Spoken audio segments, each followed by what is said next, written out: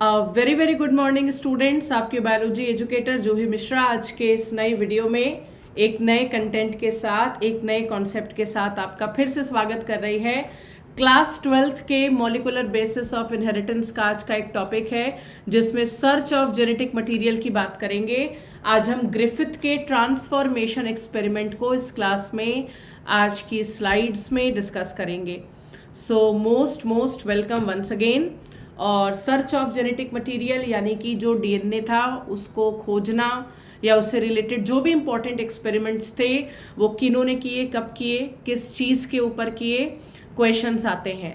Class ध्यान दीजिएगा, यहाँ पे आप 3 साइंटिस्टों को देख रहे हैं। सबसे पहले तो फादर ऑफ जेनेटिक्स हैं सर ग्रेगर जोहन मेंडल। उसके बाद नंबर 2 पर वॉल्टर सटन जिन्होंने क्रोमोसोमल थियरी दी थी बावेरी के साथ मिलके। एंड लास्ट में father of experimental genetics Thomas Hunt Morgan जिन्होंने ड्रोसोफिला पे काम किया था।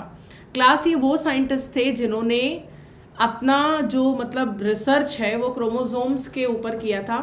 और न्यूक्लियस में क्रोमोसोम होता है, मैक्सिमम सारी सेल्स के न्यूक्लियस में होता है। ये सब कॉन्सेप्ट जो था ये पता है वहीं से आया था। लेकिन वो जो क्रोमोसोम होता है वो क्या होता है, किस चीज़ का बना होता है, तो इसकी जो बायोकेमिकल एनालिसिस है वो हम यहाँ पे डिस्कस करेंगे। 3 एक्सपेरिमेंट्स हैं टोटल। एक ग्रिफिथ का ट्रांसफॉर्मिंग प्रिंसिपल एक्सपेरिमेंट जिन्होंने स्ट्रेप्टोकोकस निमोनी बैक्टीरिया के ऊपर एक्सपेरिमेंट किया था। दूसरा बायोकेमिकल एनालिसिस अवेरी मैक्लियोइड और मिकार्टी की।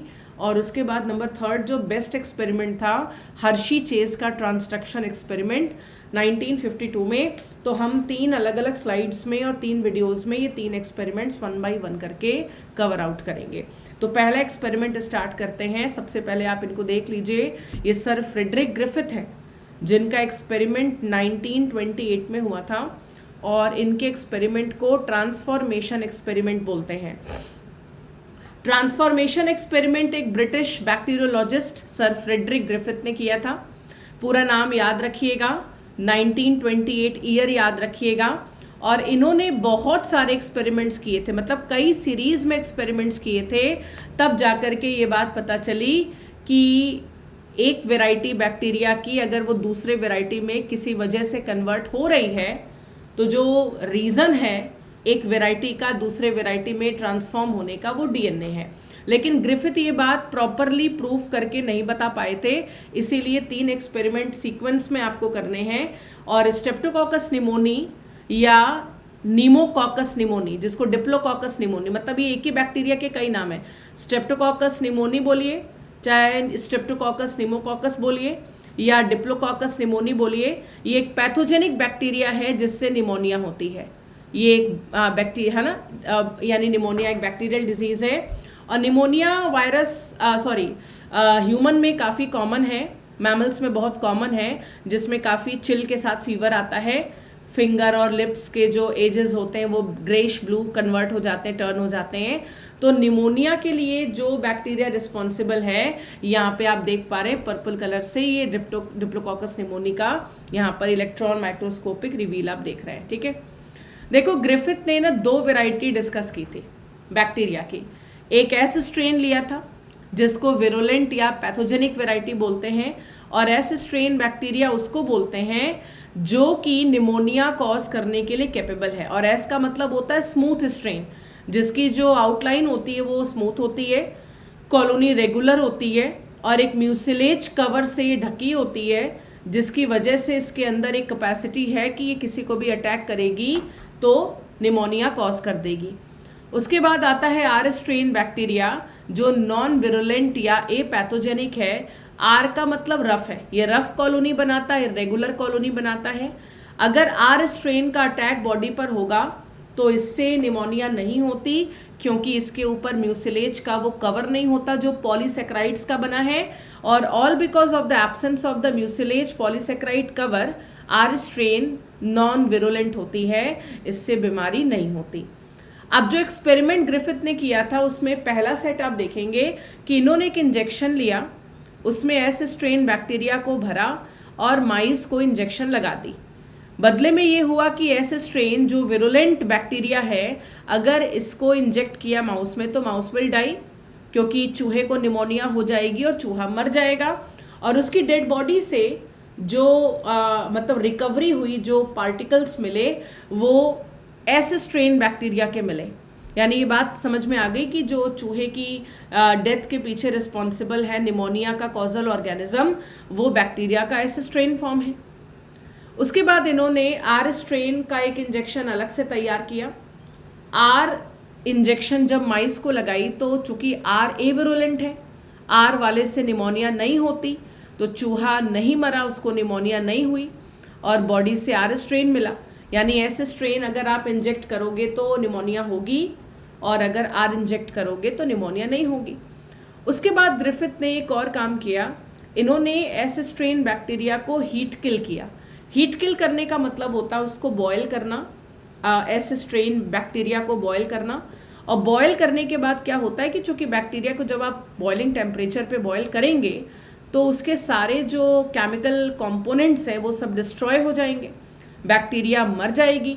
ऐसे में इन्होंने हीट किल ऐसे स्ट्रेन को जब इंजेक्ट किया चूहे में तो देखा कि ऐसे स्ट्रेन का जब हीट किल फॉर्म अप्लाई करें तो उससे निमोनिया नहीं होती, क्योंकि एस ऑलरेडी मरा हुआ है तो मरे हुए बैक्टीरिया से बीमारी नहीं होती। लेकिन एक नया कंक्लूजन आया कि इन्होंने एस स्ट्रेन का heat kill form live R के साथ मिक्स करके डाल दिया। तो अगर अलग से आर स्ट्रेन देते हैं तो निमोनिया नहीं होती, अगर हीट किल्ड एस स्ट्रेन अलग से देते हैं तो निमोनिया नहीं होती। लेकिन जब दोनों कंबाइन करके दिया गया तो रिजल्ट बहुत चौंका देने वाला था। ठीक है कि आर इस मतलब ये आपको करके दिखा रहा है यहाँ पे कि ऐसे स्ट्रेन देखो अलग से जब हीट किल करके दिया गया, यानी ऐसे स्ट्रेन को जब कमज़ोर करके मार करके बॉयल करके दिया गया तो इसकी वजह से चूहा नहीं मरा। लेकिन अगर हीट किल्ड ऐसे स्ट्रेन के साथ इन्होंने आर स्ट्रेन का मिक्सचर डाला तो रिजल्ट चौंका देने वाला था, क्योंकि दोनों अलग अलग अप्लाई करने से चूहा नहीं मर रहा था, लेकिन साथ में देने पर निमोनिया फिर से हो गई और अगेन माउस विल डाई। तो ये जो कंक्लूजन आया वो ये कि कोई तो रीज़न था जिसकी वजह से R strain bacteria S strain में ट्रांसफॉर्म हो गई। इसीलिए भाई इनके एक्सपेरिमेंट को ट्रांसफॉर्मेशन एक्सपेरिमेंट बोलते हैं। और इन्होंने ये भी बोला कि जो ट्रांसफॉर्मिंग प्रिंसिपल होता है जिसकी वजह से नॉन विरुलेंट बैक्टीरिया आर वाली विरुलेंट ऐसे स्ट्रेन में कन्वर्ट हो रही है, इसके पीछे सिर्फ एक कारण है कि जो स्मूथ पॉलीसेक्राइड की कैप्सूल वॉल होती है ये ऐसे स्ट्रेन हीट किल्ड वाले का निकल करके आर के ऊपर जाके चिपक गया, जिसकी वजह से आर बिकम एस हो गई और आर स्ट्रेन कन्वर्टेड या ट्रांसफॉर्म टू एस स्ट्रेन। तो ये पहला एक्सपेरिमेंट था, ये किसी का पहला अप्रोच था जिसने ये काम किया कि भाई देखा जाए कौन सा केमिकल है जो ट्रांसफॉर्मेशन के लिए जिम्मेदार है। लेकिन अभी बहुत से एक्सपेरिमेंट्स और हैं, क्योंकि ये प्रॉपर आंसर नहीं था। एक तो इससे कहीं से भी नहीं पता चल रहा है कि मतलब एक्सपेरिमेंट किया गया था उसमें डीएनए जेनेटिक मटेरियल है, लेकिन हाँ एक बेस बन गया कि ट्रांसफॉर्मेशन किस केमिकल की वजह से हो रही है। अगली वीडियो में ट्रांसफॉर्मेशन के पीछे जो एनालिसिस हम उसकी बात करेंगे, एक्सपेरिमेंट नंबर 2 डिस्कस करेंगे। वीडियो को लाइक ज़रूर करिएगा, कमेंट सेक्शन में बताइएगा ज़रूर कि आपको कैसा लगा। इसमें कंटेंट जो है इसके आप स्क्रीनशॉट लेके इसको नोट आउट भी कर सकते हैं। और चैनल पे जो पहली बार आए हैं वो प्लीज़ बेल आइकन प्रेस करके चैनल को सब्सक्राइब कर लें और वीडियो को ज़्यादा से ज़्यादा लोगों तक शेयर करें। Thank you so much, all the very best, thank you.